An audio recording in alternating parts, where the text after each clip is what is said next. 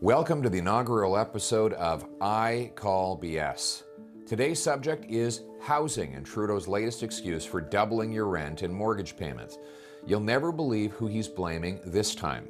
But before I break it to you, it's not a surprise Trudeau is grasping to blame anyone and everyone. After all, since he promised affordable homes, Canada's housing costs have doubled.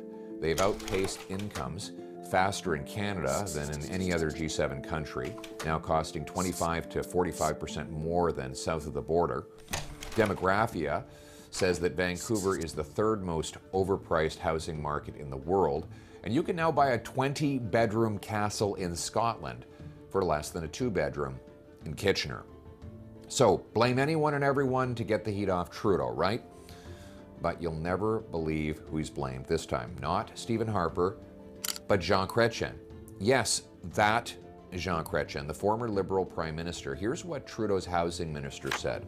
And I should, to be fair, point to the cuts that were made in the early 90s under a Liberal government that actually discontinued investment in affordable housing for low-income Canadians.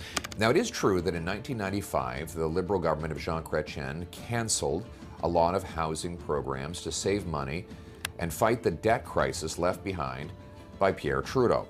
So can we blame the Chrétien government from the mid-90s for doubling housing costs over the last 8 years? Well, let's check out the data. Here's the RBC Housing Affordability Chart, which measures home ownership costs as a percentage of median household income. Simply put, it's the share of the average family's pre-tax paycheck needed to make monthly payments on the average home. If indeed Jean Chrétien's cuts to these federal housing programs really are to blame for today's problems, you'd expect the graph to look like this, with a sudden rise in housing costs right when the cuts took place, or at least like this, with a gradual worsening of affordability starting right after the cuts. But the graph shows no such thing. Here's what the graph actually looks like. Instead, housing affordability actually improved after Chrétien's spending cuts and then remained stable for 13 years before a brief jump towards the beginning of the U.S. housing crisis. And then again, housing costs moderated back to their long-term average by 2015, a full 20 years after Chrétien canceled these programs. Now, here in the chart, you see the time when I was housing minister, when it took about 38% of the average family's paycheck to make payments on the average home. Now enter Justin Trudeau. We need real change in affordable housing. He promised to bring back the federal housing programs that Jean Chrétien had canceled. The federal government is not only back in housing, but we're here to stay. And he did. The Trudeau government brought back in $89 billion of so-called affordable housing programs in Ottawa. Now, you'd expect if these programs were effective that there would be a drop in housing costs after the spending began. So what are the results of all this spending? Well, housing costs shot up. In fact, they've become less affordable than in the entire recorded history of the Royal Bank's measure. Never before has the average Canadian family had to spend 62% of their monthly pre-tax income just to make monthly payments on the average home.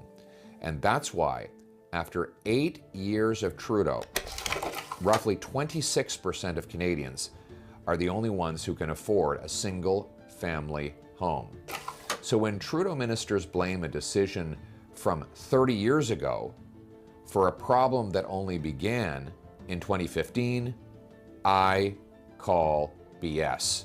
Now, this is important, because if we accept the falsehood that ending federal housing programs caused the problem, we might be tricked into thinking that bringing them back is the solution. It is not, as proven by the fact that housing affordability improved when the programs were eliminated and worsened at the fastest pace ever when the Trudeau government brought them back. Why? Because these programs build bureaucracy and not homes.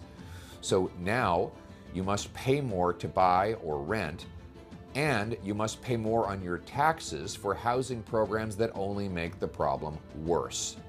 It's bad to fail. It's even worse to fail expensively. You see, we don't need scapegoats or excuses. or more government programs.